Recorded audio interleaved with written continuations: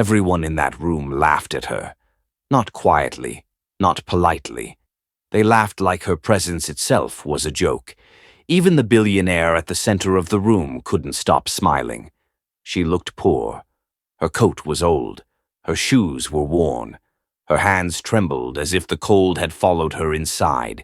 She looked weak, invisible, like someone who had accidentally walked into a world that was never meant for her. But what none of them knew was that the truth she was hiding would destroy his entire world. And when that truth finally came out, the same billionaire who laughed the loudest would beg for forgiveness. Her name was Emily. Not the kind of name that turned heads in rooms like this. Not the kind printed in magazines or whispered with admiration. Just Emily. She stood near the edge of the grand hall, close to the wall, where the shadows gathered and attention faded. It was a habit she had learned over years, how to make herself small, how to exist without being noticed, how to take up as little space as possible in a world that never seemed to make room for her. The room itself was overwhelming. Light poured down from massive crystal chandeliers, each one sparkling like a frozen explosion of diamonds. Their glow bounced off polished marble floors, spreading warmth that felt almost artificial, like beauty designed to impress, not to comfort. Gold accents lined the walls, sculpted columns rose toward the ceiling. Everything about the place spoke a single language: money, power, control. Everywhere Emily looked, wealth announced itself loudly. Luxury watches gleamed on carefully groomed wrists, watches that cost more than she earned in a year. Designer suits hugged confident bodies, stitched perfectly, tailored to people who never worried about the price tag. Dresses shimmered like liquid silk, shoes whispered across the floor, softer than most people's voices. The air smelled expensive, perfume blended with champagne, polished leather, and something else, a scent Emily had come to recognize over time. Entitlement. Her coat didn't belong here. It was clean but worn, simple, practical. It had seen too many winters and too many long nights. The fabric was thinning at the elbows. The buttons were mismatched, replaced one by one when the originals had fallen off. People noticed. They always did. Eyes lingered a little too long. Conversations paused for half a second. Smiles tightened, then returned. Polite, controlled, rehearsed. Neither did she. At least, that's what the whispers said. She heard them even when no one spoke. Who invited her? Is she staff? She looks lost. Probably here for the free food. Emily didn't flinch. She had heard worse. This was a charity event, but not the kind meant to change lives. This wasn't about lifting people up. It wasn't about justice. It wasn't about compassion. This was the kind of charity meant to improve reputations. Donations were announced loudly. Checks were handed over in front of cameras. Smiles widened as numbers grew bigger. Applause followed generosity, not because it helped anyone, but because it proved something. Look how good I am. Cameras flashed. Journalists moved through the crowd like hunters, searching for the perfect quote, the perfect smile, the perfect angle. Microphones hovered just out of sight. Everyone knew how to perform. Guests laughed loudly, too loudly. They told stories designed to be overheard. They used names meant to impress. They made sure everyone around them noticed how generous, how important, how successful they were. This wasn't a gathering. It was a stage, and standing confidently at the center of it all, as if the room itself had been built around him, was Daniel Wright, a billionaire, a man whose name carried weight, a man the media loved, tall, composed, effortlessly commanding. His suit fit him like armor, dark and flawless. His posture never slouched. His movements were precise, calculated, every handshake firm, every smile timed perfectly. When he spoke, people leaned in. When he laughed, others followed. Daniel Wright didn't ask for attention. It followed him. He had built an empire from nothing, or at least, that's how the story went. That was the version printed in magazines and repeated on podcasts, the version told at conferences and business schools. A self-made man, fearless, brilliant, unstoppable, a man who crushed obstacles, a man who crushed competitors, a man who crushed anyone who stood in his way. To the world, Daniel Wright was proof that success rewarded intelligence, courage, and hard work. To Emily, he was something else entirely. She watched him from the shadows, watched him shake hands with politicians and celebrities, watched him smile for cameras, that same practiced smile that never reached his eyes, watched people nod eagerly, as if every word he spoke carried wisdom, as if his success alone made him right. Her heart beat faster, not from fear, from memory, a memory she had buried deep, a memory that never truly went away. She remembered a different man, a man without cameras, without applause, without witnesses. She remembered cold rooms, closed doors, promises spoken softly, then broken without hesitation. She remembered how powerless she had felt, how invisible, how small. The music in the hall swelled, elegant and distant, but Emily barely heard it.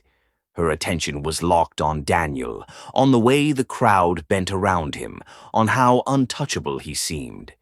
They didn't know. None of them did. They didn't know what it cost to build his empire. They didn't know whose lives were destroyed along the way. They didn't know the truth, not the real one. Emily did, and that truth had followed her here. She hadn't come to beg. She hadn't come to plead for help or sympathy. She hadn't come here by accident. Every step that led her to this hall had been deliberate, every doubt fought through, every fear confronted. She had come here because this was the only place left, the only place where the truth could no longer hide, the only place where silence would finally be broken. Emily straightened her shoulders.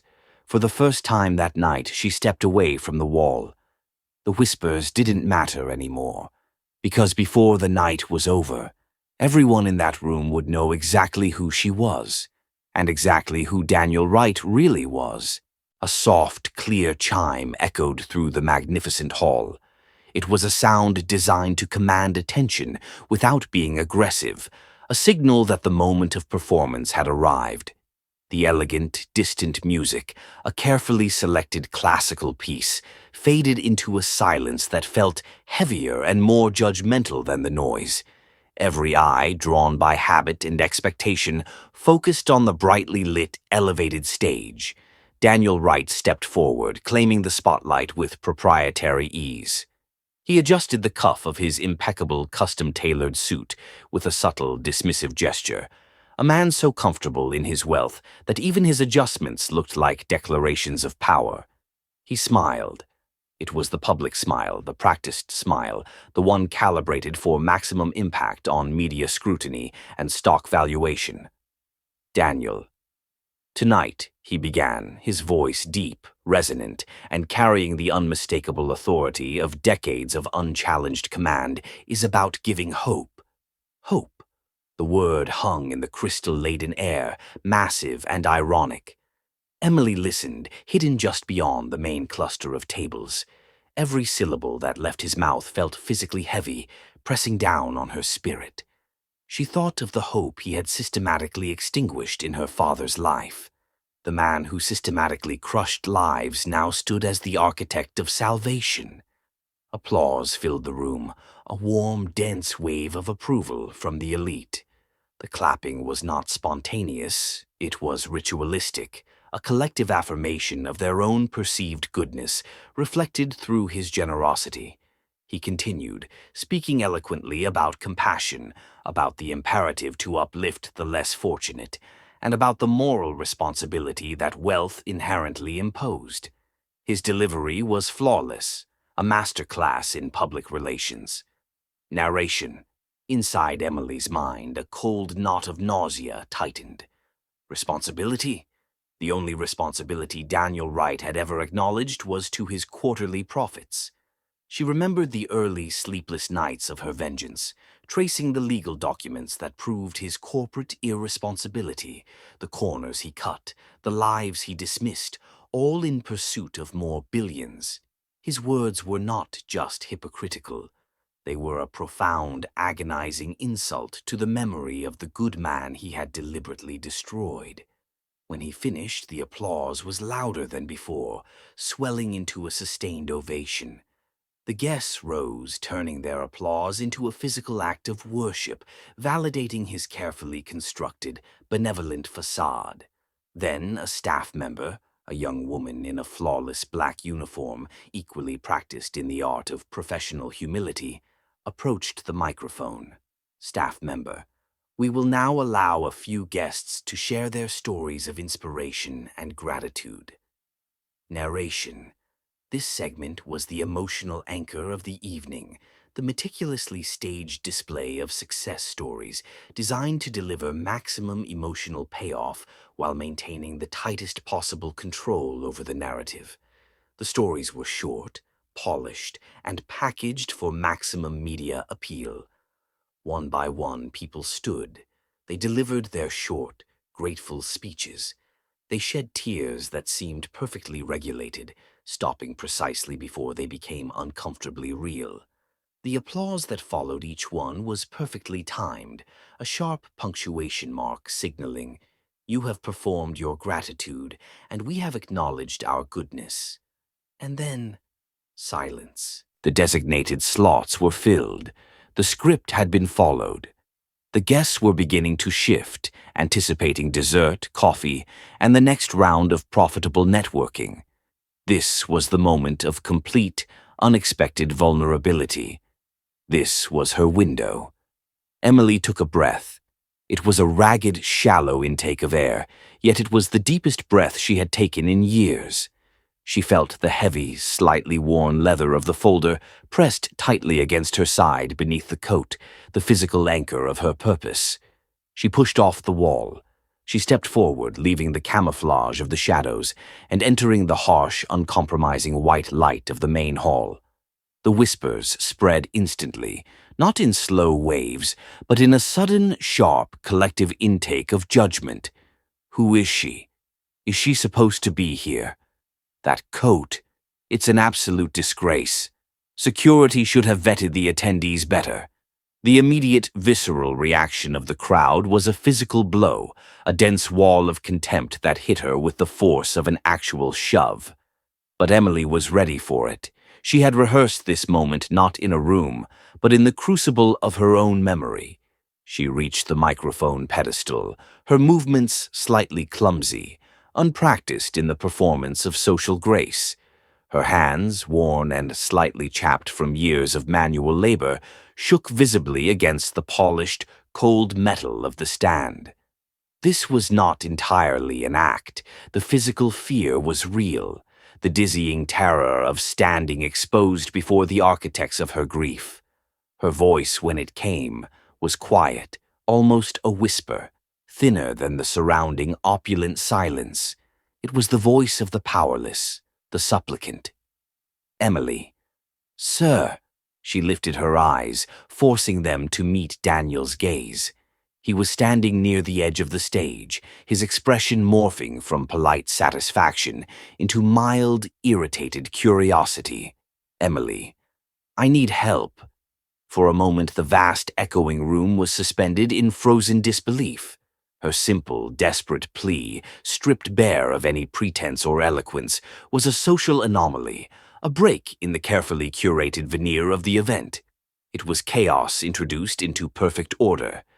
Then Daniel Wright laughed. It was instantaneous, calculated, and devastating. It started low, a rumble of surprise, and then exploded into a loud, booming, utterly careless sound that reverberated off the ceilings and glass. It was the sound of supreme confidence, of utter social immunity. Daniel, his face alight with patronizing amusement. Help, he drawled, extending the word. From me? He paused, letting the silence maximize the effect of his next line.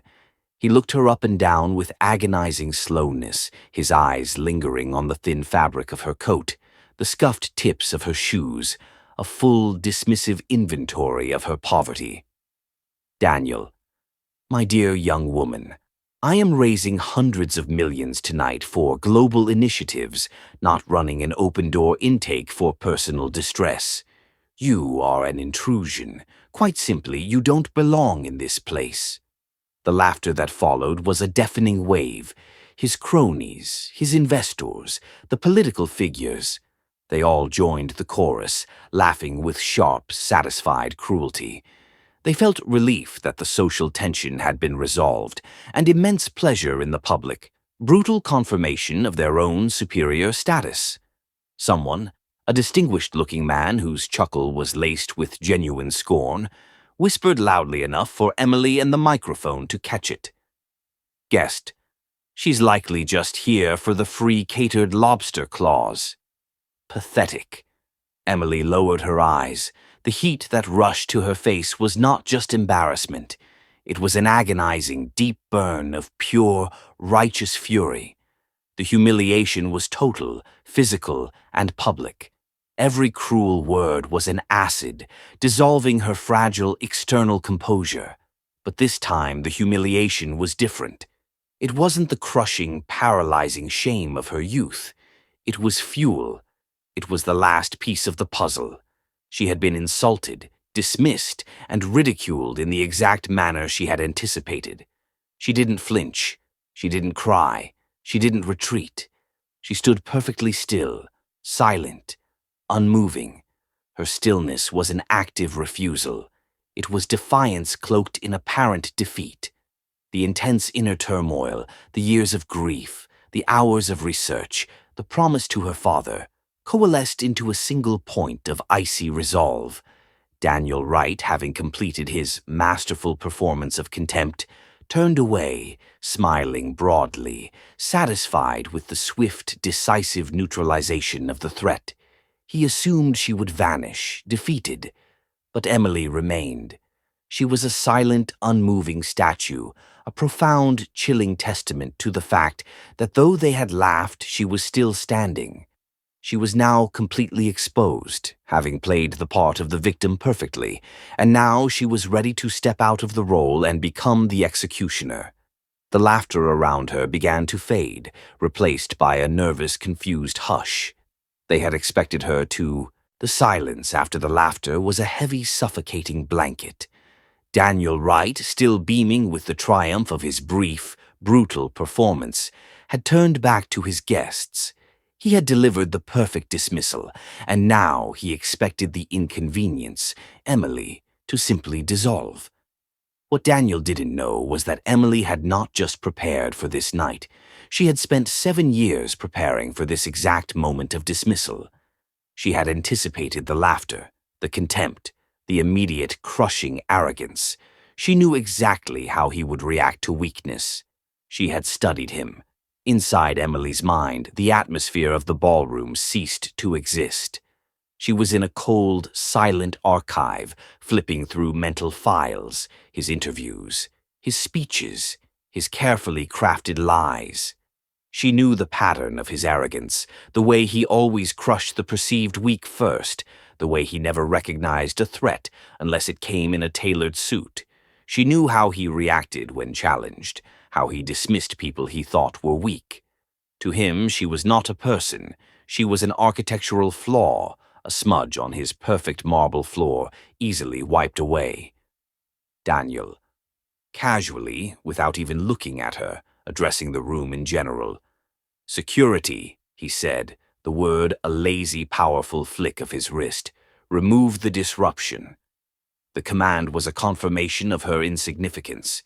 It was delivered not with rage, but with profound boredom. 2 large, imposing guards, impeccably dressed and trained to be invisible until needed, instantly detached from the wall and began their synchronized, heavy approach toward Emily. Their steps were measured, their expressions blank. They were the physical extension of Daniel's will. Emily's heart hammered against her ribs. The physical threat was undeniable, yet the fear was now secondary. She had crossed the threshold of personal safety the moment she entered this hall. She looked up, meeting the eyes of the approaching guards, not with panic, but with a steady, unexpected calm that momentarily confused them. Their training dictated resistance. She offered none. Emily. Her voice was steady now, low enough not to seem like a shout, but clear enough to cut through the resumed, nervous murmurs of the guests. "Before you throw me out," she said calmly, directing her words specifically at Daniel, who had just begun speaking to a senator, "you should remember my face." The words were not a plea, but a command, a small verbal obstruction that forced Daniel to pause in his movement. He frowned. It was a slight, almost imperceptible twitch of irritation, like a king spotting a misplaced napkin. He turned his head slowly, his eyes sweeping over her again, searching his memory bank for a profitable connection, a business partner's daughter, a donor. "Daniel," his tone laced with mild offense. "I don't know you," he replied, the statement a categorical declaration of her unimportance. To him, if he didn't know her, she didn't exist in any meaningful sense. Emily nodded, a slight, slow movement of her head. This was the moment she had waited for, the moment of total, unequivocal denial. "Emily." "I know," she said. Her voice carried the weight of years of calculated silence. "But you knew my father?" The room shifted, not physically, but in temperature and pressure. The word father introduced a personal history, an intimacy that did not belong in this professional, transactional setting. It implied a debt. Daniel's smile, the practiced Teflon smile, tightened, freezing on his lips. His eyes narrowed, and the curiosity in them was replaced by the first, faint tremor of recognition. He processed millions of names a day, but the sound of her voice, the accusation hidden within the quiet reverence of the word father, was jarring. He searched the dark, forgotten corners of his professional past. Daniel, regaining his composure instantly, leaning back slightly, dismissing the moment as a petty legal spat. "I've met many people," he said, his voice regaining its casual arrogance. "Thousands. Business partners, clients, vendors, low-level staff. Names blur. If he was an associate, kindly direct your inquiries to my legal department." He was pushing her back into the realm of bureaucracy, where she could be easily crushed by paperwork and paralegals. Emily's voice remained steady. Her hands, though still clasped, were now visibly calmer. The humiliation was over. The confrontation had begun. "Emily," a low, unwavering whisper that seemed to absorb all the light in the room. "You destroyed his life." The weight of those 4 words, simple, direct, and completely free of melodrama, hit Daniel right with the force of an actual punch. He stopped breathing for a fraction of a second. The guards, anticipating a physical struggle, paused, sensing the sudden, dangerous shift in the atmosphere. The guests, their faces now rigid with fascination, stopped pretending to talk to each other. This was no longer theater. This was genuine high-stakes drama. Inside Daniel's mind, a frantic, highly efficient panic mechanism activated. Destroyed a life? He'd crushed dozens of competitors, bought off regulatory bodies, and engineered layoffs of thousands. Which one? Who had survived long enough to seek vengeance? And more importantly, what documents did she possess? He focused on the face before him. Young, determined, poor. She was a ghost from his past, an unresolved, devastating error in accounting. The name Michael Harrison, the engineer who had threatened to blow the whistle on the safe flow unit, flashed through his internal database. A cold knot formed in his stomach. He remembered the cover-up, the payment, the dismissal. He had been assured that problem was incinerated, legally, socially, and financially. Daniel. His eyes flashed with icy menace, dropping the pretense of politeness. Get her out now. You are making an accusation that is slanderous and potentially criminal. I will call the police myself. I do not tolerate threats. He was attempting to wrestle the narrative back, using the power of legal intimidation. He knew that for someone like Emily, the threat of police and a lawsuit would typically be paralyzing. Emily, taking a deliberate step forward, planting her feet firmly on the marble floor. It is not a threat, Mr. Wright. It is a historical statement of fact. My father, Michael Harrison, exposed the fatal flaw in your safe flow energy storage unit, and you chose to destroy him rather than recall your product. The sudden, precise detail, the specific product name, the term fatal flaw, was designed to cut through his defenses. It wasn't a vague charge. It was a professional, documented accusation. The effect on the surrounding guests was immediate and toxic. The word recall struck financial fear into the investors' hearts. The term fatal flaw implied lawsuits, criminal liability, and massive stock devaluation. Their expressions morphed from contemptuous amusement to sharp, calculating self-interest. They were now looking at Daniel Wright with suspicion. One of the approaching guards, sensing the change in the atmosphere from a social breach to a legal threat, hesitated. He looked back at Daniel for a clearer, more urgent command. Daniel, his jaw visibly flexing, his voice dropping to a dangerous low hiss. I warned you. If you name a product, you are exposing yourself to ruinous litigation. Your father was dismissed for incompetence and paranoia. He died a failure. That is all the history there is. The deliberate, cruel use of the word failure, the direct attack on the dead, was meant to break her resolve. It was a psychological weapon he had perfected over the decades to crush the opponent's spirit before their body. Inside Emily's heart, a surge of incandescent rage, pure and clean, replaced the last remnants of fear. He had called her father a failure. This man, standing in his gilded prison of greed, dared to speak her father's name with such contempt. Emily. Her voice was suddenly loud enough, gaining unexpected resonance and power. My father was not a failure. He was a scientist of integrity. He failed only in one thing, believing that a man like you had a conscience. The volume was startling. The emotion was raw. The accusation was direct and public. She reached inside her coat, deliberately slow, knowing every eye was watching her hand. This was the pivotal moment, the turning point where the supplicant transforms into the accuser. She pulled out the worn yet carefully sealed leather folder, the physical, undeniable proof of his past. Emily, holding the folder aloft, forcing the surrounding lights to catch its simple, heavy presence. I didn't come here for your pity or your charity. I came here with the truth he died protecting. The entire ballroom had now become silent. Every person, from the security guards to the highest-ranking senator, understood that a threshold had been crossed. This was no longer a personal feud. This was the public, documented destruction of a narrative.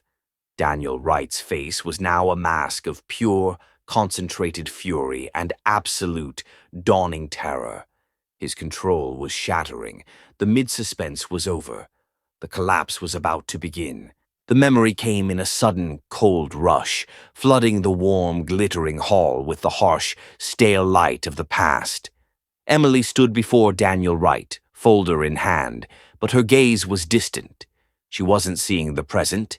She was seeing the ghost of the man he had murdered.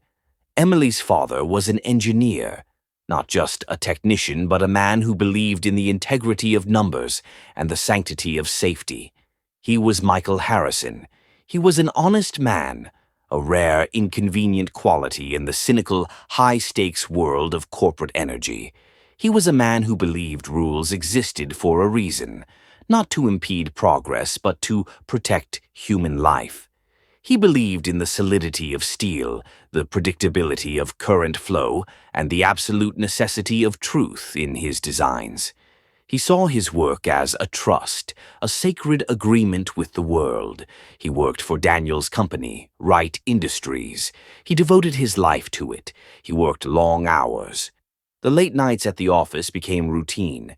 He missed birthdays, he skipped holidays, all for a company he genuinely believed was building a better, safer future. He earned little recognition, less appreciation, yet his reward was in the meticulous, flawless operation of the systems he designed. He was content to be the quiet backbone, the one who ensured everything worked, unseen and unheralded. Then one day he found a flaw. It wasn't a minor error. It was a structural shortcut, a catastrophic vulnerability deep within the design of the flagship product, the Safe Flow Energy Storage Unit, the very product that was about to make Daniel Wright the world's youngest energy mogul. Michael discovered that under specific, predictable stress conditions, the unit was prone to spectacular, fiery failure. It was a ticking time bomb. It was a shortcut that could cause disasters. Not just financial losses, but the loss of lives. He warned them. He didn't just send an email. He initiated the formal protocol. He wrote the reports, pages of meticulous, peer-reviewed data and calculations that proved, beyond a shadow of a doubt, the deadly nature of the flaw. He called meetings. He stood firm against his managers, his voice thick with professional dread. He begged them to stop the production line, to initiate the recall, to protect the lives that depended on the product. They ignored him. The deadlines were too close. The profits were too high. Daniel Wright, intoxicated by the promise of the stock market opening the next day, saw Michael not as a protector, but as a saboteur. His warnings were filed away under paranoia and overcautious dissent. Michael was offered a settlement to stay silent. He refused, standing his ground on ethical principle. Then the inevitable happened. The disaster. It wasn't just a failure. It was a crisis that shook the industry. When the truth, or at least the inconvenient fact of failure, surfaced, they needed a scapegoat. Wright Industries, with Daniel Wright at the helm, executed the final, brutal phase of their corporate strategy. They didn't just fire him. They exterminated his professional identity. They took Michael's own reports, edited them, twisted the timeline, and leaked them to the press, framing him as the single reckless engineer whose negligence caused the flaw, rather than the man who discovered and fought against it. They chose him. He lost his job, his reputation, his retirement savings, his professional dignity. He was immediately rendered untouchable in the engineering world. His professional name, which was his pride and joy, became synonymous with incompetence and catastrophe. Every job application was rejected. Every professional acquaintance turned their back. His future, once bright with the promise of fulfilling work, dissolved into endless, empty days. Bills piled up. The debt, the shame, the legal costs associated with fighting a corporate giant, it all mounted rapidly. The silence in their small apartment became unbearable. Michael Harrison, the man who prided himself on solving every problem with logic and truth, found himself facing an injustice that no formula could fix, no logic could defeat. Doors closed. He became withdrawn. He would sit for hours, staring at his hands, hands that had once built safety now felt useless. Emily, a young woman watching the slow, agonizing destruction of her hero, tried to comfort him, but the shame was a tangible, physical burden he carried alone.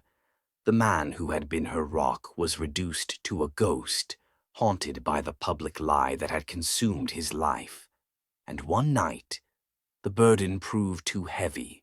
The realization that the truth meant nothing against the force of Daniel Wright's immense power and influence was the final, devastating blow. Michael Harrison, the honest man, the meticulous engineer, found a way to stop the pain, to escape the shame. Emily lost her father. She was left with silence, the crushing, echoing silence of an empty apartment, an unanswered phone, and an immense, unjust hole in her heart. She was left alone with the wreckage, the bills, and the cold, hard certainty that Daniel Wright had killed him as surely as if he had pulled the trigger himself. And a promise, a single, sacred, whispered promise made over his grave. A promise not for wealth, not for comfort, but for justice. She swore that the truth Michael Harrison died protecting would finally be set free. She swore that the man who laughed at integrity would one day weep for his greed. Back in the ballroom, Emily's voice returns, low and intensely focused, pulling the audience violently back to the present. Her eyes, filled with the searing memory of the past 7 years, fix on Daniel Wright. Emily. Her voice is a chilling whisper. That is the history. And now, Mr. Wright, you will pay the final accounting for the life you stole and the truth you buried. She lifted the folder higher. The air crackled with the terrifying final certainty of a debt coming due. The air in the ballroom was now suffocatingly thick. The elegance, the laughter, the pretense, all had been stripped away. All that remained was the hard, brutal light of confrontation. Emily stood before Daniel Wright, the memory of her father, a shield against the man's power. Daniel, momentarily stunned by the raw accusation, recovered with the practiced swiftness of a predator. His eyes narrowed, the last vestiges of his society's smile dissolving into cold fury. He was ready to deploy his immense legal and financial arsenal. Daniel, his voice dangerously low, a venomous hiss meant only for her. You have no idea who you are challenging. Bring your petty accusations to my lawyers. You are done here. Security. Now. Remove her and press every charge possible. Defamation, trespassing, everything. The guards, momentarily paralyzed by the drama, surged forward again. But they were too late. Emily reached into her worn, heavy coat. The action was deliberate, slow, a visual anchor for the audience. She didn't fumble. Every movement was precise. She pulled out the items she had carried like consecrated artifacts for 7 years. First, the folder. Not a sleek professional briefcase, but a worn, thick, simple leather folder, scarred by years of travel and handling. It looked utterly insignificant against the backdrop of glittering wealth, yet it held the weight of a ruined life. She placed it on the grand, polished mahogany table directly between herself and Daniel. It landed with a decisive, quiet thud that echoed louder than any gunshot. Then, the final, crucial piece of evidence. The USB drive. She retrieved the small, metallic USB drive, its casing dull, unremarkable. This tiny device contained the digital heart of her vengeance, the unedited, unassailable truth. She placed it carefully, almost reverently, on the folder itself. She looked at Daniel, her eyes blazing with the cold fire of finality. Emily. Her voice was steady, resonant, utterly devoid of the tremor of fear. You laughed at me today, she said. You saw a poor girl desperate for spare change. She paused, letting the implication sink in. The entire room, the senators, the investors, the socialites, were now utterly still, their fear palpable. Emily. Just like you laughed at my father. The repeated phrase, connecting the 2 acts of scorn across the chasm of years, was a devastating indictment. With a swift, practiced motion, Emily opened the folder.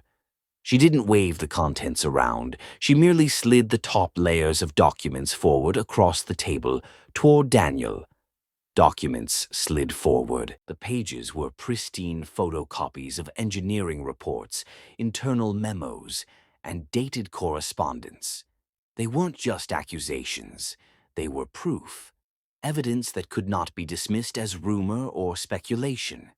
The documents were specific to the Safe Flow project, filled with technical jargon that only the core investors would instantly recognize. The first paper exposed was a carbon copy of a senior executive's memo dated October 15th, 2012, explicitly ordering the bypass of a key safety test. Emily, her voice gaining a sharp legal clarity. This is the order you issued to override the stress test protocol 24 hours after my father filed his final safety report. Next, another she emails. Interdepartmental communication threads exposed for the world to see.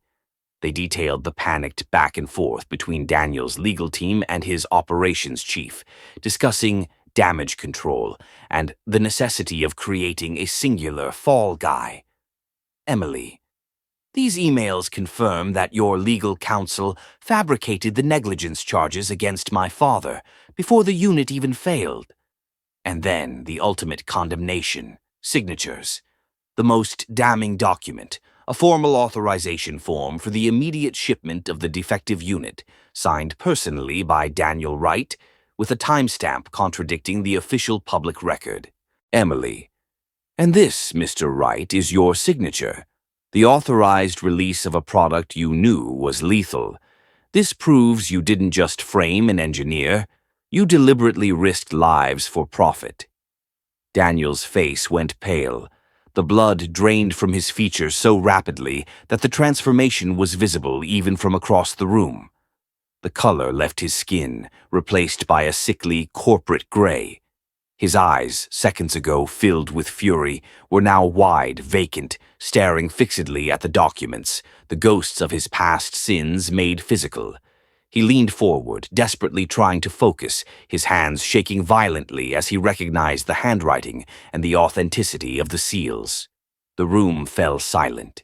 A profound, absolute silence descended upon the hall. The elegant chime of the crystal chandeliers, the faint whisper of air conditioning, the distant noise of the city, all disappeared. The silence was the sound of a world shattering. The guests, who moments ago were judging Emily, were now judging Daniel. Their faces reflected not sympathy, but pure, unadulterated financial terror. They weren't looking at a philanthropist anymore. They were looking at a criminal, a liar, and a direct threat to their portfolios and freedom. The mid-suspense was over. The game had ended, and Emily held all the pieces. Emily, she lightly tapped the USB drive with one finger. This drive contains the full, unedited video confession of your head of legal, Thomas Vance, detailing the entire conspiracy. And I assure you, Mr. Wright, that video is not just here. It has already been scheduled for release to multiple international regulatory bodies. Your time for lying is officially over. The accusation hung in the air, cold, final, and inescapable. Daniel Wright looked down at his own signature, the irrefutable proof of his crime, and the realization hit him with physical force. He was no longer untouchable. His empire was already collapsing. The silence was broken not by a sound, but by a frantic, collective action. The air, thick with the weight of the undeniable truth, shattered. Phones came out. It was a visceral, spontaneous reaction of survival. The guests, those high-powered investors and corporate executives, did not reach for help or pity. They reached for the instruments of damage control. Expensive, high-security cell phones were simultaneously snatched from pockets and clutches. The low hum of whispered panic immediately began to rise, transforming the elegant hall into the floor of a chaotic stock exchange during a sudden crash. The murmuring was no longer social gossip, it was financial triage. They were calling their fund managers, their personal legal counsels, and their crisis communications teams. The words SEC, liability, criminal negligence, and asset freeze were exchanged in sharp, urgent tones. Investors whispered. They were not comforting each other. They were betraying Daniel Wright. Their faces, seconds ago smooth with social pleasantry, were now contorted with a mixture of fear and cold, hard rage. They didn't hate him for framing Michael Harrison. They hated him for jeopardizing their billions. He was no longer their host. He was their greatest financial exposure. They instantly calculated the immense cost of this sudden public collapse. Lawyers called. The calls were demanding, sharp. The voices on the other end were issuing urgent instructions: resign immediately, liquidate high-risk holdings, deny knowledge, claim willful deception. Daniel Wright's name, moments ago a symbol of unassailable power, was now being used as a term of liability. The corporate world was already moving on, disconnecting itself from the toxic contagion of his revealed criminality. Daniel staggered. The cumulative pressure, the revelation of his signature, the threat of the video confession, and the sudden savage desertion by his peers was a physical force. His immense posture, the carefully maintained armor of his confidence, simply failed. He took a clumsy step backward, bumping into his own expensive dining chair, sending it clattering to the floor. The sound was deafening in the chaos of whispers. He looked around the room, his eyes wide, frantically searching for a face, any face that still offered loyalty. He found only revulsion and fear. Daniel, his voice was hoarse, a choked sound of pure disbelief, cutting through the din. Stop! Stop calling them! We can fix this! This is manageable, I tell you! No one listened. His voice, once law, was now merely background noise to their desperate scramble for safety. He turned back to Emily. He stumbled forward, ignoring the spilled champagne and the scattered canapes. He was utterly broken, his arrogance replaced by a naked animal instinct for survival. He was reduced to begging the one person he had just publicly humiliated. Daniel, please, he said. His voice cracked, the sound of a man who realized he had lost everything. The word was a desperate, raw plea, stripped of all authority and power. He reached out, trying to grab her arm, to make a connection, but Emily smoothly stepped back, maintaining the decisive distance between the predator and the executioner. Daniel. Tears started to well up in his eyes, not of remorse, but of sheer terror. What do you want? What does it take? Tell me. Every penny of that $500 million, the foundation. I'll sign it over to you. I will issue a public statement clearing your father's name immediately. I'll give you a controlling interest in the company. Just tell me what you want to stop this. Please, Emily, I beg you. He had fallen to his knees. The marble floor, which had symbolized his eternal dominion, was now the site of his ultimate humiliation. His expensive tuxedo was rumpled, his slicked hair slightly disarrayed. He was crawling toward her, a pathetic weeping figure, a billionaire reduced to a worm. Emily looked down at him. The scene was complete. The debt was being repaid. She felt no rush of adrenaline, no ecstatic joy of victory, only a profound, cold sense of finality. Her focus was absolute. She would not accept a compromise. Her father's name was not a commodity to be traded for money. Emily. Her voice was quiet, calm, but carried the immense weight of 7 years of suffering. You cannot pay for a life with money, Mr. Wright. Daniel, clutching at her feet, his voice a frantic gasp. But I can clear his name. I can give you a comfortable life. Look at me, I am begging you. I have children.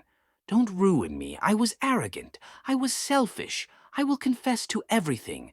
Just take the video back. He was offering her everything he had built on her father's grave.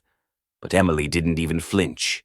She knew that any deal made now would be a transaction, not justice. And more importantly, she knew he only regretted the consequences, not the crime. Emily. She bent down slightly, her voice chillingly devoid of emotion. The video is not mine to take back, Mr. Wright. It belongs to the public record now. And the only thing I ever wanted from you was the truth to be spoken and the consequences to be paid. She straightened up, leaving him clutching at the air where her coat had been. Her eyes swept over the room, taking in the scene. The scattered canapes, the ringing phones, the fleeing investors, and the broken man at her feet. She had asked for justice, and justice, she knew, was never cheap. It always demanded the highest price, everything. Without another word, she pulled the small folded paper, the copy of her father's obituary, from her pocket. She dropped it precisely onto the marble floor, right next to Daniel's trembling hand, ensuring he would have to look at the man he had destroyed in his final moment of collapse. She turned away, leaving the man who thought he owned the world to face the chaos he had created. The applause was gone, replaced by the relentless, savage ringing of high-security cell phones. The final stage of the collapse had begun. Daniel Wright was no longer a symbol of power. He was a monument to ruin. He remained on the marble floor, his hands desperately sifting through the shreds of his collapsed empire, the obituary lying like a silent curse beside his trembling fingers. He looked up at Emily, his face a grotesque mask of pleading and terror. "Daniel," his voice a wet, desperate whisper. "Please, Emily, money. A trust fund. I will give it all to you. Just tell me what you want to stop this. I'm begging you." Emily looked down at the wreckage he had made of his life and his company. The chaos was complete. Her eyes held no triumph, only the profound, steady gaze of final judgment. "Emily." Her voice was quiet, yet it carried the weight of 7 years of patience and pain, cutting through the rising panic of the hall. "I want justice." She offered no compromise, no negotiation. This one single word stood as a definitive rejection of his entire world, rendering all his wealth and power utterly useless. She turned. It was a deliberate, defining motion. The act of turning her back on the kneeling billionaire was the final, non-negotiable step of her revenge. She had asked for justice, and by walking away she demonstrated that justice was not something to be bought or traded. It was something taken. She walked away. Her steps were no longer the hesitant shuffle of the poor intruder, but the steady, measured pace of a woman fulfilling a sacred vow. The path parted before her. The guests, those high-powered executives and socialites, instinctively gave her space. Their eyes were no longer fixed on Daniel, but on her, the quiet architect of his destruction. They watched her with a mixture of awe and self-serving fear. They watched the evidence of an undeniable catastrophic truth departing their gilded cage. She reached the enormous ornate glass doors. They opened silently, presenting the contrast of the anonymous city night against the brutal exposed drama of the ballroom. She stepped out, leaving the heat and the chaos behind her, and the room stayed silent. The heavy silence that descended on the hall was deafening. It was not the silence of awe, nor the silence of respect. It was the complete, utter cessation of the social machine. The only sound was the sporadic, savage ringing of the unanswered cell phones, the outside world demanding answers that no one inside could give. Daniel remained on the floor. His peers did not rush to help him. They rushed away from him, their faces pale with the immediate, visceral need to insulate their assets from the toxic fallout. The laughter was replaced by the terrifying realization of ruin. Because everyone learned one lesson that night, they learned that their rules, the rules of money, influence, and arrogance, were fragile. They learned that there was a power outside of their control, a force that could not be lobbied, bribed, or intimidated. That force was truth. Never laugh at someone you don't know. They realized that the person they had dismissed as an insignificant beggar was, in fact, the final judge. Her silence was not ignorance, it was calculated patience. Her poverty was not weakness, it was the ultimate uncorruptible disguise. The truth they carry might change your life forever. Emily disappeared into the vast, indifferent network of the city streets. She carried with her only the quiet victory, the fulfillment of a promise, and the heavy leather folder, the evidence that ensured Daniel Wright would never again use his billions to purchase silence or evade consequence. The narrative of the humble, self-made billionaire was dead. Her father, Michael Harrison, the honest man, was finally vindicated. His integrity had been restored not by a legal defense, but by the relentless devotion of his daughter. The cost of Daniel Wright's greed was now being paid in full. This is the nature of the stories we bring you. They are often hidden, often forgotten, but always carry the weight of an ultimate, necessary reckoning. This was the story of the billionaire's fall and the engineer's enduring legacy.